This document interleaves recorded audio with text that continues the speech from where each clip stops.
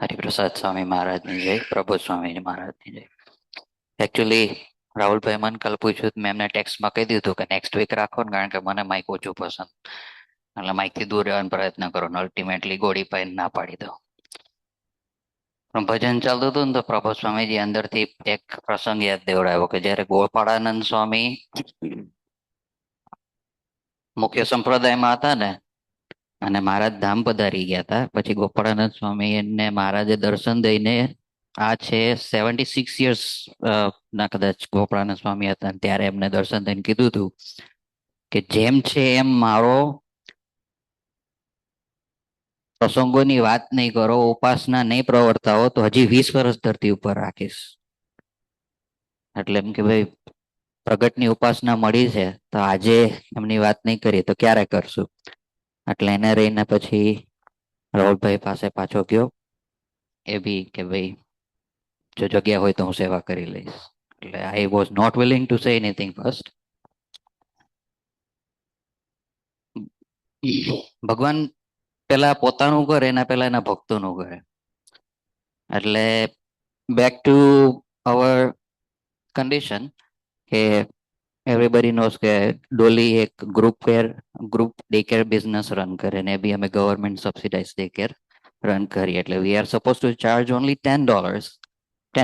Government આપે.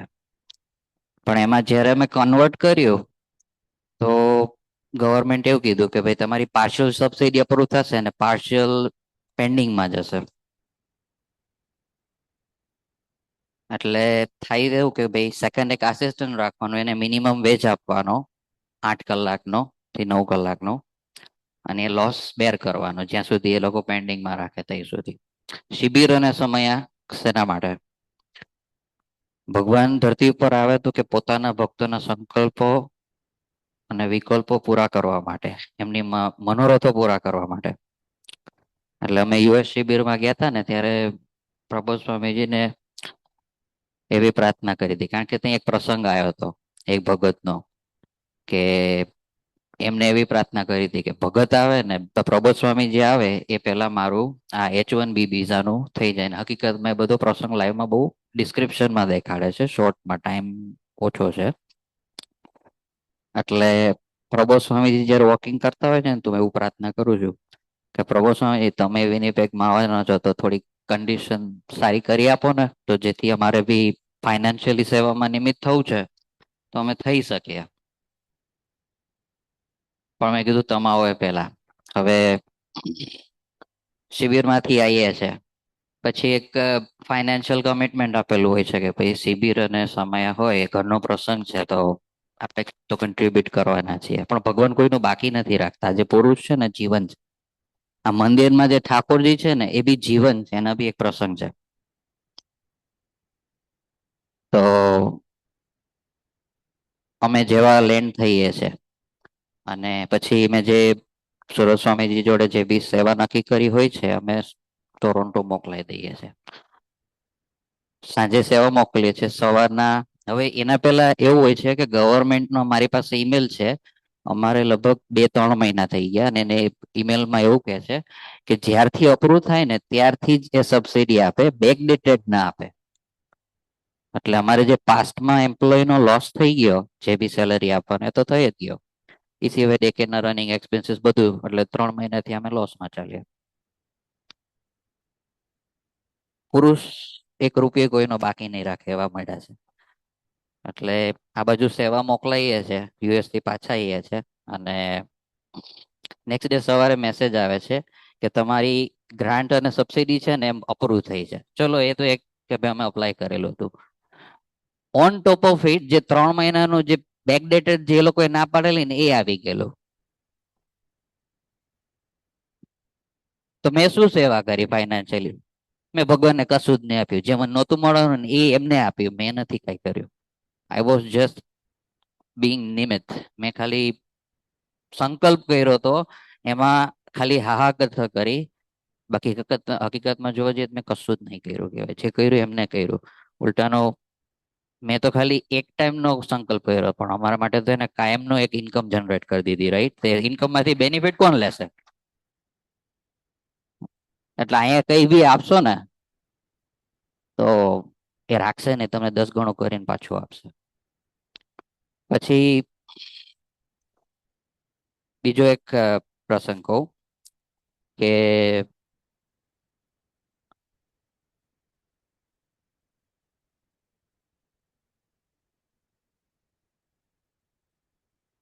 પૂતનાને કોણ જાણે એમાંથી? જે બી પૂતનાનો પ્રસંગ ખબર હોય, rays your hands. Right. Putana Krishna ભગવાનના સમયમાં એક રાક્ષસી હતી. એના પહેલા તન્મયભાઈને પૂછીએ. તન્મયભાઈ, આપણે પ્રબોધ સ્વામીજીના ઓરિજિનલ કયા દિવસે એ પ્રસ્થાન કરવાના હતા? મંગળવારે? હા, 16 તારીખે સવારે. બરોબર છે, એટલે મંગળવાર, રાઈટ? ના, બુધવાર. અને પછી પ્રબોધ સ્વામીજી ક્યારે પધાર્યા? મંગળવાર સવારે, રાઈટ? ઓકે. તો હવે પૂતનાનો એવો પ્રસંગ છે કે હકીકતમાં પૂતના એક બલિરાજાની પૂર્વ જન્મમાં દીકરી હોય છે. If anybody knows. હવે આ ભગવાન, આ મંદિર છે ને એનો પ્રસંગ છે, એટલે સાંભળજો. એટલે બલિરાજા પાસેથી જ્યારે વામન સ્વરૂપે ભગવાન કૃષ્ણ બધું લઈ લે છે, ત્યારે ત્યાં બલિરાજાની દીકરી બી પ્રેઝન્ટ હોય છે ને એવું કહે છે. પેલી વખત વામન સ્વરૂપ જોવે છે ને તો એવો સંકલ્પ કરે છે કે કાશ હું આ વામન સ્વરૂપને મારું ધાવણ પીવડાવી શકું, બ્રેસ્ટ ફીડિંગ કરાવી શકું, આપણે ઇંગ્લિશમાં કહીએ તો. વામન સ્વરૂપ હોય છે તે એક હાથમાં લાકડી હોય છે અને બીજા હાથે એનું આમ હોય છે, એમ કે થાસતું, રાઈટ? પછી જયારે બધું લઈ લે છે ને 3 ડગલામાં, ત્યારે ઓબ્વિયસ છે કે ભાઈ દીકરી છે, બાપ પ્રત્યે પ્રેમ હોય એટલે એમ કે એ ધાવણમાં હું એને ઝેર આપીને મારી બી નાખું. ત્યારે બી ભગવાન તથાસ્તુ કહે છે.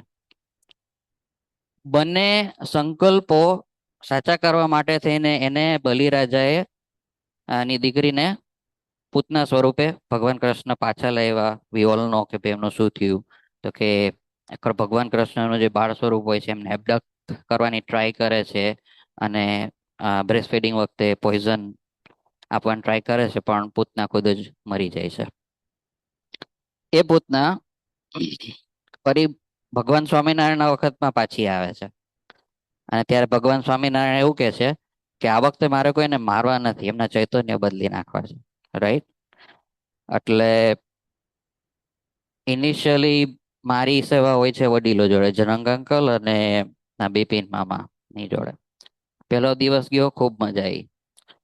પછી બીજો દિવસ સવાર ગયો ને, એટલે પછી મને મિસ થયા પ્રભુ સ્વામીજી. કેમ? તો કે ભાઈ આપણે બધા સ્વરૂપ પ્રધાન છીએ, આપણું જે બી જોડાણ છે ભગવાનનું અથવા તો સંતોમાં, એ પ્રગટને લઈને છે. પ્રગટ અહીંયા હોય તો આપણને કોન્સ્ટન્ટ એમ થાય કે એમના દર્શન કરીએ. એટલે વડીલોની સેવા બહુ ગમતી હતી, પણ ઓન ધ કોન્ટ્રારી મને પ્રબોધ સ્વામીજીના દર્શન પૂજામાં અને રાતના મિસ થતા હતા. એટલે મેં પ્રબોધ સ્વામીજીને પેલું આપણે જયારે એમને પ્રાણ પ્રતિષ્ઠા કરી ને ત્યારે મેં કીધું કે જો આ મૂર્તિની અંદર ભગવાન હોય, તમે પ્રાણ પૂર્યા હોય, તો મારો સંકલ્પ એવો છે કે પ્રબોધ સ્વામીજી મારા ઘરે પધારે. બીજો સંકલ્પ એવો છે કે મારે છેલ્લા દિવસે મારી સેવા કોક લઈ લે, અથવા તો હું છેલ્લા એ સેવા ના કરું મંગળવારે. બરોબર છે. હવે પેલો સંકલ્પ તો કે ભાઈ પ્રભુ સ્વામીજી પધારે. હવે જ્યારે પેલી વખત શુક્રવારે પધારે છે ને ત્યાં સંદીપભાઈ નો કોલ આવે છે કે આપણા ઘરે સોમવારે સાંજે પધરામણી છે, પણ ગેરંટી નથી, બીકોઝ જો કઈ ચેન્જીસ આવે તો કેન્સલ થઈ શકે. એ it's in the hand of Suraj Swamiji. એટલે I understood that very moment કે ભાઈ નહીં જ થવાના. એટલે કારણ કે આ વખતે કદાચ વેસ્ટર્ન કેનેડાની અંદર હાઈએસ્ટ પધરામણી કરી હશે પ્રબોધ સ્વામીજીએ તો વિનિપેગમાં કરી છે. If anybody don't know. એ પુરુષનો જે ભીડો છે ને એ ભીડો નથી, આપણા ઉપરની કરુણા છે. એને જે આપણને ટાઈમ આપ્યો છે ને, એ વેસ્ટર્ન કેનેડા માટે બ્લેસિંગ્સ જે આપે છે આપણને ઇન્ડિવિજ્યુઅલી આપે છે, એ ભૂલાય એવા નથી. એટલે આઈ ન્યુ વેરી વેલ. શું કામ? તો કે ભાઈ સુરત સ્વામીજી પ્રબોધ સ્વામીજી નો અમને અમરીશોને બહુ ઇઝી એક્સેસ છે, એટલે અમને મેક્સિમમ ટાઈમ આપે. સુરત સ્વામીજી રાતના બી ફોન કરી દે. સુરત સ્વામીજી 2-3 વાગે સુવે, સૌથી વહેલા જાગી જાય. નાનામાં નાનું સેવક થી લઈ વડીલો થી લઈ પ્રભુ સ્વામી બધી સેવાનું એને મેનેજમેન્ટ કરે, પણ હી હાર્ડલી સ્લીપ્સ, રાઈટ? એટલે આ બે મારા સંકલ્પો અહીંયા ડન. પછી સોમવાર આવ્યો, તન્મયભાઈ કે આપણે સાંજે થવાનું છે. એટલે મેં કીધું કે હા, નો વરીસ. એટલે થોડુંક હું બપોરે એસ્કેપ કરી જનક અંકલ ને બિપિન મામાની સેવા. પેલા કેવું કે હોટલમાં આરામ કરવા જાય, એટલે પછી હું ડોલી ને બધું અરેન્જ કરતા હતા.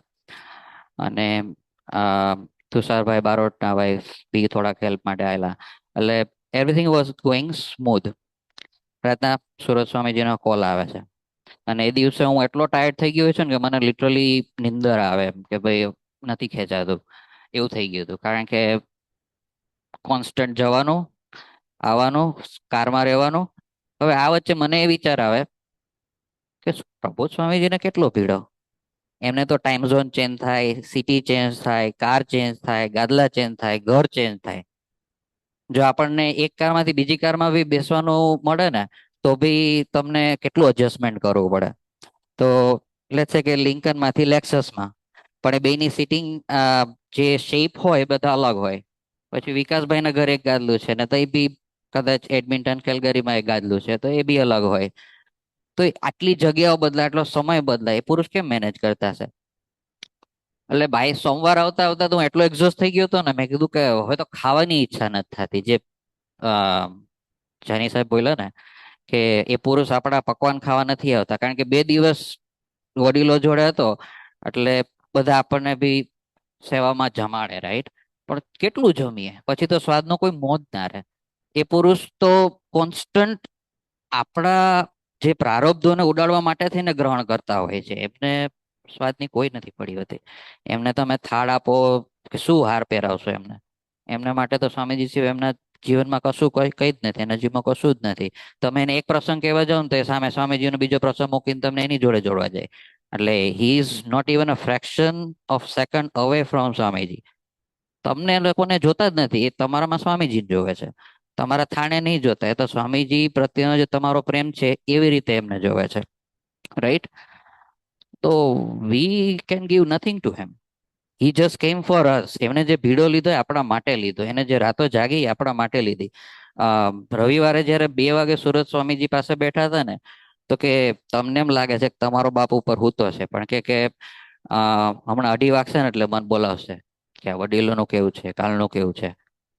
પ્રભુ સ્વામીજી નેવર સ્લીપ્સ, રાઈટ? 2 વાગે જો હું હોય તો આ એક સિટીની વાત છે, તે વાત કેટલાય સિટી, તો ક્યારે સુતા હશે? તમે વિચારો. એટલે પછી તો કેવું થયું કે ઓકે, શોર્ટમાં પતાવીએ કે સુરત સ્વામીજી મને કોલ કર્યો કે ભાઈ આપણે ત્યાં થાળની જરૂર નથી. પણ એ ટાઈમે ડોલી એવા પ્રિપેર થઈ ગયા હતા, અને અક્ષરભાઈ બી એટલા એક્સાઇટ થઈ ગયા હતા. એટલે જેવું અમારા ઘરે ખબર પડી એટલે શી બીકેમ સેડ. અને એમે જયમું નહોતો. જયમાં એના પહેલાનો એક પ્રસંગ કહું કે પાસ્ટમાં હું ડોલી ઝઘડીએ ને, તો શરૂઆતમાં હું કાઠિયાવાડી, એટલે કેવું કે ભાઈ નથી જપવું.